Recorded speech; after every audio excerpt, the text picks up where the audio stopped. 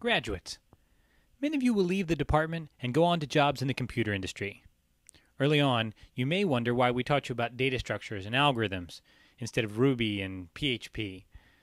To give you some perspective, here's a list of some of the industry-changing breakthroughs that have happened in just the last 4 years since you first came to college. September 2006, Facebook, which had been limited to just a few universities, opened up to the world, providing an exciting new social networking paradigm. Not to mention unprecedented opportunities to exchange philosophical insights with people you knew in elementary school. October 2006, a teenage girl committed suicide after being taunted on MySpace, providing an example of a more serious downside of social networking. November 2006, the Wii became available. The Wii Remote instantly became one of the most innovative human-computer interaction devices in recent memory. And once they added straps, they tend to fly into the screen a lot less often. December 2006, Verizon began a large-scale expansion of fiber to the home, changing expectations of what can be delivered online. January 2007, the first terabyte disks were announced, expanding the quantity of what we can store digitally. February 2007, Gmail, now a household name, first became available to the public. Now many organizations are contemplating changing how they provide email services to their constituents to follow this model. March 2007, Netflix Instant Watch became available, effectively expanding our movie libraries to thousands of titles. April 2007, Intel quad-core processors became widespread, continuing the multi-core trend. Multi-core designs now dominate computer architecture research. More processors, more memory. No wonder we call it Moore's Law. May 2007, Google Street View launched, with a host of new application possibilities and pictures of surprised people all over the world. June 2007, YouTube, bought by Google for $1.65 billion a few months earlier, launched a mobile version. As I understand it, the piano-playing cat did not get a cut. July 2007, 6 months after its release, the iPhone's security features were bypassed. August 2007, after only a few months online, Twitter was mentioned in a mainstream comic strip. Now, anyone without a Twitter feed looks behind the times. In related news, our department will be starting a Twitter feed in the fall.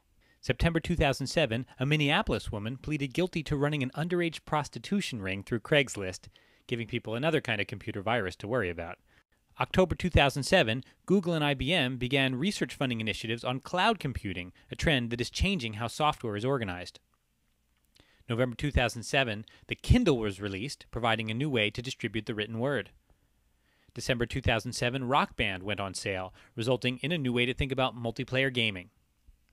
January 2008, GM announced that they plan to start testing, yes, driverless cars in 2015. February 2008, Toshiba surrendered, ending the HD format wars. Long live Blu-ray. March 2008, Hulu launched, making TV watching even more flexible. April 2008, HP Labs announced the development of a memristor, a fourth fundamental electronic circuit element. It could provide for entirely new computer circuit designs. May 2008, the Roadrunner supercomputer from IBM and Los Alamos National Labs was the first to reach the petaflop mark, that's 10 to the 15 operations per second, opening the door for a new scale of scientific simulations. June 2008, LEGO announced WeDo, USB-enabled LEGO devices for teaching elementary school robotics. July 2008, Apple's App Store opened, which has been described as a bold new model for lightweight software development and distribution. August 2008, Intel and partners released the USB 3.0 specification, 400 times faster than the original USB protocol. September 2008, Skype became a part of the vernacular when Who Wants to Be a Millionaire added Skype a Friend as one of its options to contestants. October 2008, the Android operating system was released as open source, providing a new platform for smartphone developers. November 2008, the Green Grid Consortium established a user-centered advisory council to steer discussions on the design and management of energy-efficient data centers. December 2008, HP and Arizona State demoed a commercially viable flexible display, which could change the shape, literally, of future computers. January 2009, Intramar, the French Navy computer network, was one of many systems infected with the Conficker virus. Microsoft eventually offered a $250,000 bounty to track down those responsible. February 2009, in a move that I can only hope sends a message to some of my students, a 14-year-old in Wisconsin was arrested for refusing to stop sending text messages in class. March 2009, Google Voice was released, quite possibly marking the beginning of a change in our conception of what a phone number is. April 2009, Apple made DRM protection-free versions of songs available in iTunes, calling into question current attempts to secure digital information. May 2009, the official White House photographer began making his photos available via Flickr.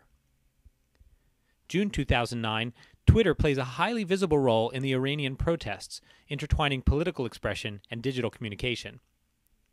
July 2009, MIT's Lifelong Kindergarten Group launched Scratch Ed for educators using Scratch for teaching programming.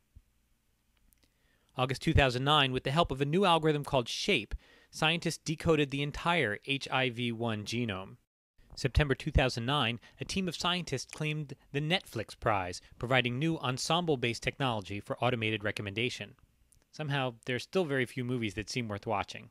October 2009, Windows 7 was released to the public, replacing Vista. I'm told it's actually okay.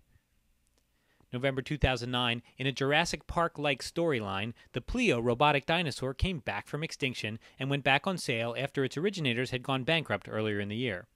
December 2009, Avatar. January 2010, ESPN announced it will make some of its sporting broadcasts in 2010 in 3D high-definition format. I'm just hoping smell-o-vision sports broadcasts are not next. February 2010, Toyota acknowledged that software problems were the cause of brake failures in some of their cars, driving home the idea that software has real-world consequences. March 2010, Microsoft Tag readers became available on Android phones, heralding an era in which we can point our smartphones at real objects, almost like hyperlinks. April 2010, Apple's iPad was released, just last month, with a breathtakingly paranoid new model of how computer software is distributed and administered. With this constant level of change, what we should teach you, what we tried to teach you, is that there are some fundamental concepts that underlie all of these items. Being a computer scientist is about understanding how to think about the primitive operations that make up a system and how to compose these primitives to do exciting new things. If you can understand how this works, not only will you be able to stay on top of the changes as they happen, but you'll be one of the people at the forefront of the next big thing. My heartiest congratulations on a job well done and best wishes in the years to come.